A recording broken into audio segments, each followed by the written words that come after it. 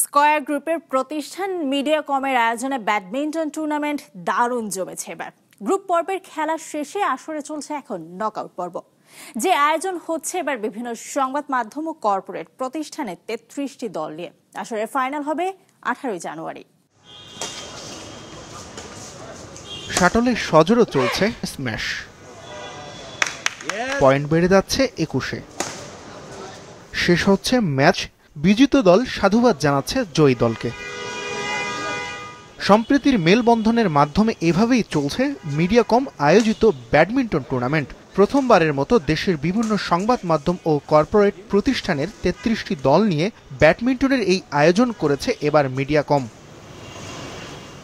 Square গ্রুপের প্রতিষ্ঠানটি গত বছরও আয়োজন করেছিল ব্যাডমিন্টন টুর্নামেন্ট, তবে সেটা ছিল শুধুমাত্র স্কয়ার গ্রুপের বিভিন্ন প্রতিষ্ঠানের জন্য। এবার কলেবর বাড়িয়ে নিজেদের গ্রুপের বাইরে দলগুলোকে খেলার সুযোগ করে দিয়েছে মিডিয়াকম। ডেফিনেটলি খেলাধুলা আমরা তো সবসময় একটু ব্যস্ত থাকি, কাজকর্ম নিয়ে সবাই অফিস নিয়ে ব্যস্ত থাকে। সো এই যে সারাদিন কাজকর্মের টায়ার্ডনেস, এরপরে ব্যাডমিন্টন খেলার যে একটা আয়োজন, এটা ডেফিনেটলি আমাদের মানসিক প্রেশার একটু রিলিফ করবে। মিডিয়াকম ব্যাডমিন্টন টুর্নামেন্ট ফার্স্ট আয়োজন করেছে, প্রথম একটা সেশন। তো এটা আসলে মিডিয়া রিলেটেড পার্সনের একটা আয়োজন, একটা মিলনমেলার মতো। খেলা মূল বিষয় না, বিষয়টা হচ্ছে সবার সাথে দেখা হচ্ছে, অন্যান্য চ্যানেলের কলিগরা, অন্যান্য ইন্ডাস্ট্রির প্লেয়াররা, তাদের সাথে কথা হচ্ছে, একটা ইন্টারেকশন হচ্ছে, এটি বড় বিষয়।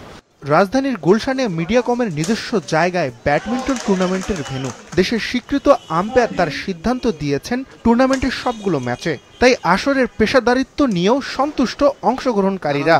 কাজে ব্যস্ত থাকে, তো তাদেরকে যদি একটু আনন্দ দেওয়া যায়, সেক্ষেত্রে তাদের কাজের গতি বাড়বে, তারা একটু কাজে কর্মস্পৃহা বাড়বে, সেই চিন্তা ভাবনা করি তারা হয়তো এই আয়োজনটা করেছে। কন্টিনিউ একটা সুযোগ পাই যে আমরা প্র্যাকটিস করার মতন, তাহলে হয়তো আমরা একদিন ওনাদের মতো প্রফেশনাল প্লেয়ারের মতন কাজের ফাঁকে ফাঁকে এটাও করতে পারবো। সবাই অ্যামেচার প্লেয়ার, তো আমি ন্যাশনাল খেলেছি, টপ 16-এ ছিলাম, তো যার কারণে চাকরির সুবাদে আমি এইখানে খেলতে পারতেছি আর কি। ৪ জানুয়ারি থেকে শুরু হয়েছে এই ব্যাডমিন্টন টুর্নামেন্ট। আসরের ফাইনাল ১৮ জানুয়ারি।